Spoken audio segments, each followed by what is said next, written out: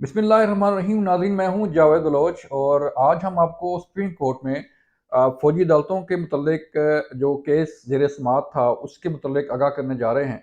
और इसके साथ साथ हम आपको तोशाखाना केस जो इमरान खान तहरीक इंसाफ के चेयरमैन के ख़िलाफ़ है और उसको उस आखिरी मरहले में दाखिल हो चुका है ये केस, उसके मुतल्लिक आपको तफ़सील से बताएंगे कि इस केस में क्या होने जा रहा है और क्या इस केस में सज़ा हो सकती है।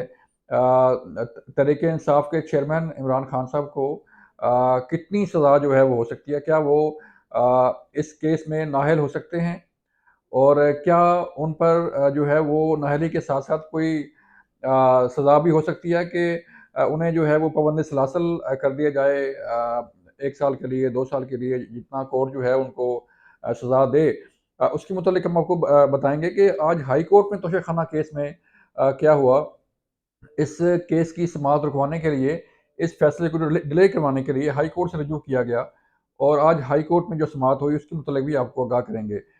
फिर जो फ़ौजी अदालतों के हवाले से फ़ौजी अदालतों में सिविलियन के ट्रायल के हवाले से जो केस था, वो chief justice supreme court उमरता Bandial साहब ने गैर मुअय्यना मुद्दत तक उसको मुलतवी कर दिया गया है और ये बताया गया है कि कम अज़ कम 2 हफ्तों हफ्तों तक जो है वो जज साहबान जो इस बेंच का हिस्सा हैं वो दस्तयाब नहीं हैं। लिहाजा इस केस पर समाअत अभी 2 हफ्तों तक नहीं हो सकेगी। सबसे पहले चलते हैं तोशाखाना केस की तरफ। तोशाखाना केस में तमाम जो लीगल रिक्वायरमेंट हैं वो पूरी हो चुकी हैं। जो समाअत का दौरानिया है, जो समाअत के मराहिल हैं वो तमाम तर मुकम्मल हो चुके हैं और इस समाअत को डिले करने के लिए, इस समाअत को रुकवाने के लिए मुख्तलिफ जो है आपके इल्म में है कि कभी हाई कोर्ट से रुजू किया गया, कभी सुप्रीम कोर्ट से रुजू किया गया और कभी हाज़िरी से इस्तिस्ना जो है वो तलब किया गया और बार-बार इस्तिस्ना मिलता भी रहा। लेकिन अब फाइनली जो है वो एडिशनल सेशन जज हुमायूं दिलावर की कोर्ट ने आज फैसला करना था कि इस तोशाखाना केस में क्या सज़ा दी जाए या इस केस को जो है वो इस केस में तहरीक इंसाफ के चेयरमैन इमरान खान को बरी ज़िम्मा करार दिया जाए या उन्हें जो है वो इस केस में सज़ा दी जाए। लेकिन आज फिर वही हुआ कि तहरीक इंसाफ के चेयरमैन इमरान खान के वकला ने हाई कोर्ट से रुजू किया और हाई कोर्ट से जो है इस केस को रुकवाने के लिए जो है वो चलें किया गया कि हमारे जो गवाहान हैं उन्हें उन्हें नहीं सुना गया। उन्हें जो है वो उनके बयानात नहीं लिए गए इस केस में। लिहाजा जो है कोर्ट को ऑर्डर किया जाए कि वो हमारे गवाहान को तलब करे, उनको उनकी गवाही जो है वो रिकॉर्ड की जाए। इस सिलसिला में chief justice Islamabad high court ने समाअत की और समाअत करने के बाद ख्वाजा हारिस साहब जो तहरीक इंसाफ के चेयरमैन इमरान खान साहब के वकील हैं, उनके दलाइल सुनने के बाद फैसला महफूज कर लिया गया है। और जब ये मामला हाई कोर्ट में गया तो नेचुरली जो लोअर कोर्ट है, एडिशनल सेशन जज हुमायूं दिलावर साहब की, उन्होंने भी इस केस को इल्तवा में डाला और इंतज़ार किया कि इस केस में हाई कोर्ट का कोई फ़ैसला आ जाए तो फिर हम इसको टेकअप करेंगे। सुबह जब समाअत हुई तो पहले 12 बजे के लिए जो है वो समाअत में वफ़ा किया गया, फिर उसके बाद शाम को फिर जो है वो पूछा गया। तो कल सुबह साढ़े 8 बजे के लिए एडिशनल सेशन जज हुमायूं दिलावर की कोर्ट में ये दोबारा समाअत होगी।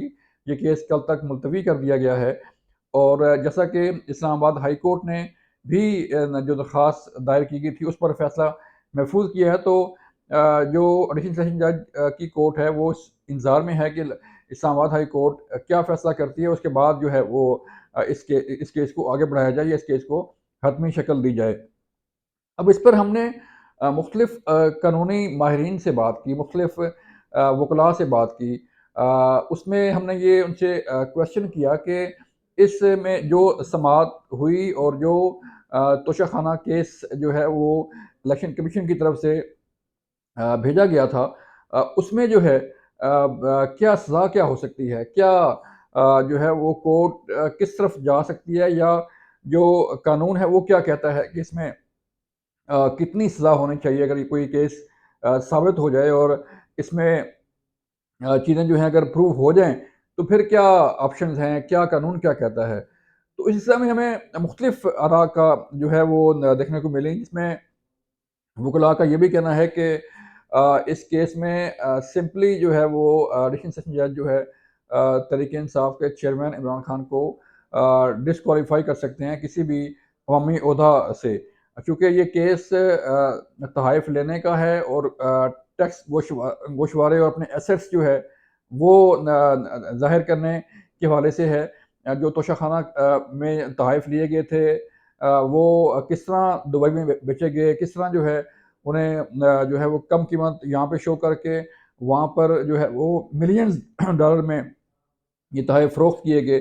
तो इलेक्शन कमीशन ने ये केस जो है वो मज़ीद कार्रवाई के लिए, फ़ौजदारी कार्रवाई के लिए एडिशनल सेशन जज जो है उनकी कोर्ट में भेजा था, और इलेक्शन कमीशन के वकील जो है जो है वो इसको उनके दलाइल जो है वो भी जारी थे, वो भी कंप्लीट हुए। तो या तो जो हमारे कानूनी माहिरीन हैं उनका ये कहना है कि एक तो सिंपली उसको उनको डिस्क्वालीफाई किया जा सकता है, या फिर ये भी ऑप्शन मौजूद है कि कोर्ट नाअहली के साथ-साथ जो है वो सज़ा भी जो है वो उसको भी ऑर्डर करे कि उन्हें 1 साल के लिए या 2 साल के लिए जितना भी कानून में प्रोविज़न है उसके लिए उनको पाबंद सलासल कर दी जाए, उन्हें सज़ा सुना दी जाए। तो देखना ये है कि इस केस में कोर्ट क्या वर्डिक्ट देती है, कोर्ट किस तरफ जाती है, कोर्ट क्या देखती है, क्योंकि तमाम तर हालात व वाक़यात जो हैं वो अदालत के सामने हैं। किस तरह ड्यूरिंग समाज जो है वो कोर्ट को प्रेशराइज़ किया गया, किस तरह एडिशनल सेशन जज हुमायूं दिलावर की जो फ़ेसबुक पोस्ट हैं उन्हें जो है वो इस्तेमाल किया गया, और किस तरह मुख्तलिफ़ डिलेइंग टैक्टिक्स जो है वो इस्तेमाल किए गए। क्योंकि इस केस में जो बड़ा सबूत जो है, जो शवाहिद वो सबके सामने हैं कि जो तोहफ़ लिए गए बतौर वज़ीर-ए-आज़म, और उन तोहफ़ को किस तरह उनको उनकी जो कीमत है वो लगवाई गई, और फिर किस तरह उन्हें जो है वो बैरून मुल्क दुबई में उन्हें फ़रोख्त किया गया।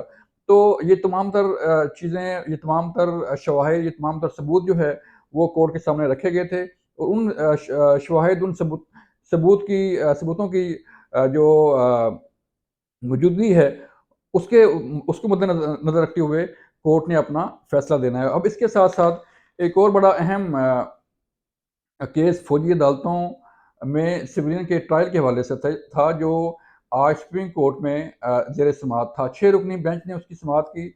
आपको याद दिला दूँ कि पहले ये 9 रुकनी बेंच बना था जब इस केस की हियरिंग शुरू हुई। पहले ही दिन जब ये बेंच बैठा तो नामज़द chief justice of Pakistan justice Qazi Faez ईसा ने इस बेंच पर एतराज़ किया और उठकर चले गए थे, बेंच छोड़ दिया था, और इसके बाद ये बेंच टूट गया। फिर बाद में जो है इस फ़ौजी अदालतों के ट्रायल के हवाले से 7 रुकनी बेंच बना, और फिर 7 रुकनी बेंच जब उसने हियरिंग शुरू की तो हुकूमत ने एतराज़ किया जस्टिस मंसूर अली शाह पर, तो उन्होंने उन्हें भी बेंच से अलग होना पड़ा। तो फिर उसके बाद ये 6 रुकनी बेंच अब जो है वो समाअत कर रहा है, और अब जो समाअत है वो गैर मुअय्यना मुद्दत के लिए मुलतवी कर दी गई है। आज chief justice of Pakistan justice Umar Ata Bandial ने जब समाअत शुरू की तो मुख्तलिफ सवाल जवाब हुए। अटॉर्नी जनरल फॉर पाकिस्तान ने जो है वो जो फ़ौजी अदालतों में ट्रायल के हवाले से, सिविलियन की ट्रायल के हवाले से अपने दलाइल दिए। उसके बाद जब उमर ता बंदयाल साहब ने ये कहा कि चूँकि छुट्टियाँ चल रही हैं, और मैं भी जो है वो रात 9-9 बजे तक कोर्ट में बैठता हूँ, काम करता हूँ, लेकिन जो जज साहबान हैं इस बेंच में, उन्हें भी अपना टाइम दरकार है, उन्हें भी अपनी छुट्टियाँ गुज़ारनी है, और एक जज साहब को तो हमने मुहर्रम की छुट्टियों के दौरान जो है वो भी बुलाया था, और जो है उन्हें काम किया। तो इसलिए चूँकि इस बेंच में शामिल जो जज साहबान हैं वो अवेलेबल नहीं है कम अज़ कम 2 हफ़्तों के लिए, तो इसलिए इस केस की जो समाअत है वो गैर मुअय्यना मुद्दत तक जो है मुलतवी कर दी जाए। अब सवाल ये पैदा होता है कि जो मुख्तलिफ़ सहाफ़ी हज़रात हैं, जो तजिया कार हैं, जो कानूनी माहिरीन हैं, उनका ये कहना है कि शायद ये केस जो है अब अपने आखिरी मरहले पर है और शायद इस केस की दोबारा समाअत मौजूदा चीफ जस्टिस उमरता बंदयाल साहब की मुद्दत मुलाज़मत के दौरान जो है वो ना हो सके, क्योंकि 16 सितंबर जो है वो उमरता बंदयाल साहब की आखिरी तारीख है अपनी मुद्दत मुलाज़मत पूरी करने के हवाले से। और छुट्टियों के बाद यानी कि तकरीबन 13 सितंबर को नया साल जो है वो सुप्रीम कोर्ट का शुरू होगा।